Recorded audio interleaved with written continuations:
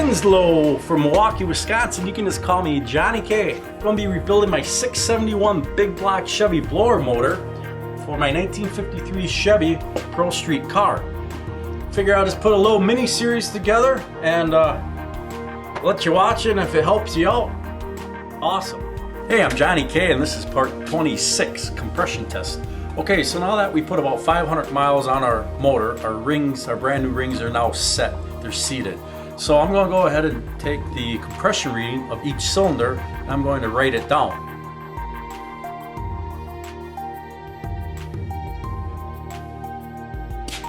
Okay, so what do you need to do a compression test? Well, you need a compression tester gauge, like this one from Sears, 25 bucks.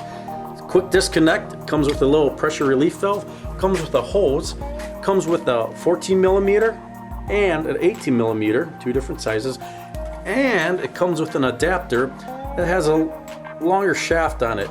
And this is for if you're running aluminum heads, you're supposed to run a longer spark plug. So since I'm running the steel heads, I'm just going to use this shorter adapter. Basically, you gotta remove your air cleaner, then you wanna take some tie wire and wire your throttle to the wide open position.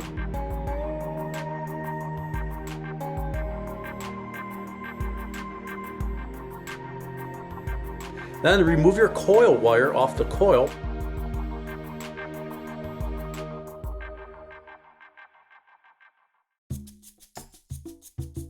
Remove your spark plug wires off the spark plugs.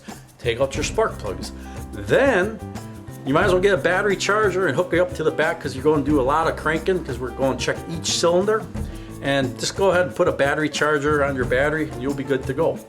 And basically you just take the hose, you screw it into the cylinder where the spark plug goes. Once it's in, take your quick disconnect gauge, put it on, and then have your buddy start cranking the motor, read the gauge. Once you have the number on the gauge, go ahead and write that down.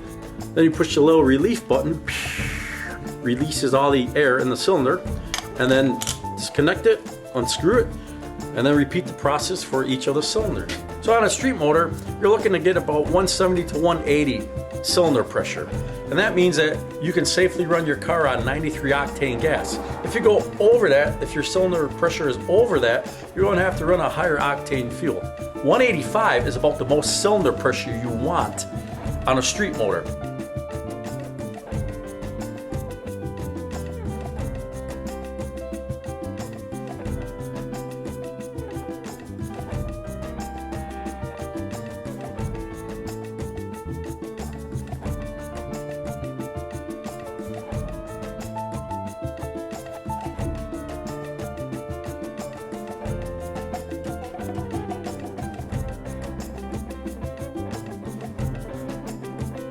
So if your compression is only like 130, your motor's not making the most horsepower it can. So you want to up that cylinder pressure. Well, how do you do that? Well, with all things being equal, if you just pull out the camshaft and you get the same camshaft but with a shorter duration on the intake side, that will up the cylinder pressure. So if I get around 150 to 160, that's good enough for me. It's just a street car, it's not a race car. Cool. Okay, so I just finished doing my compression check on all my cylinders. They were all right around 140 psi, except for cylinders number 5 and cylinders number 6. Those are at 120. So when you get a low number like that, the next step is go ahead and take an oil can with some SAE 30 motor oil and squirt about 3 to 4 squirts into the spark plug hole. And that'll help seal the rings. Reinstall your compression gauge and crank her over. Then what you want to look for is if the gauge still reads, like in my example, I squirted oil in there and the gauge still read right at 120. That tells me that my valve might have a little chip in it or it's worn out. Now the other thing just to point out is that say if the cylinder pressure from 120, say the cylinder pressure after squirting some oil into the spark plug hole and that pressure came up, then that's an indication that the rings are worn out and you're getting some cylinder pressure, some air leakage past the rings themselves.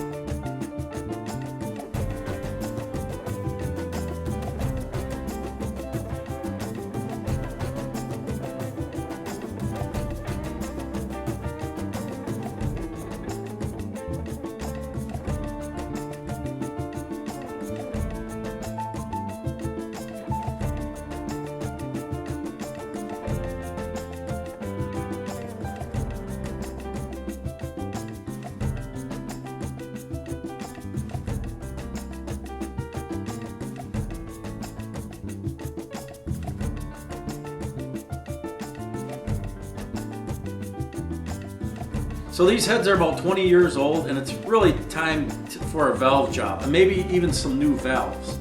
So that's what that compression test tells you. So using the compression tester tool, it'll tell you maybe you need a valve job, it'll tell you maybe your rings are worn, or it'll tell you all your cylinders are equal pressure, which is awesome, and mine are at 140.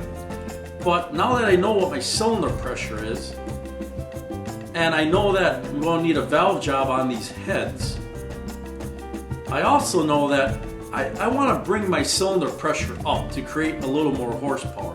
140 for me is a little on the low side. I would like to see 160, 170. So simply by pulling out the camshaft, using the same camshaft but with a shorter duration for the intake side, that's going to raise the cylinder pressure.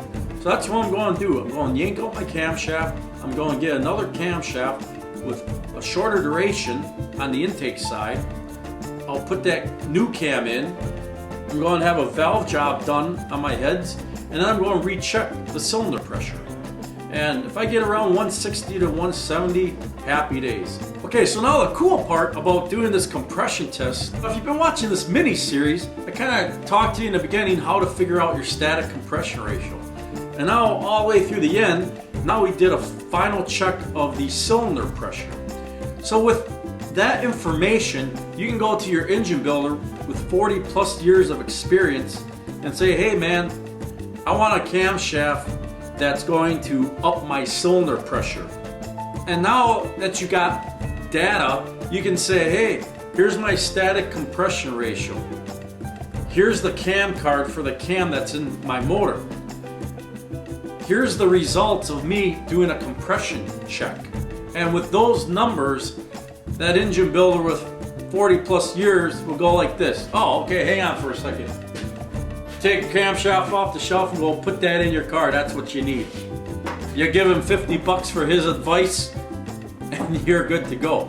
So you get your new camshaft, you put the camshaft in the car, and you do one more check to see what the cylinder pressure is. If your cylinder pressure is between 160 to 170, happy days. Hey, I just want to say thanks for watching the mini series and coming along on this adventure of rebuilding this motor. I hope you learned something and you can share this with somebody else, which will help them out. And it's all about helping each other out, man. I'm not an expert, I don't know everything, and feel free to leave comments down below of any of the mini series which can help other people. Or maybe you have an idea, hey, if you do it this way, this is a better way. Cool. Leave the comment down below, right down here. Awesome.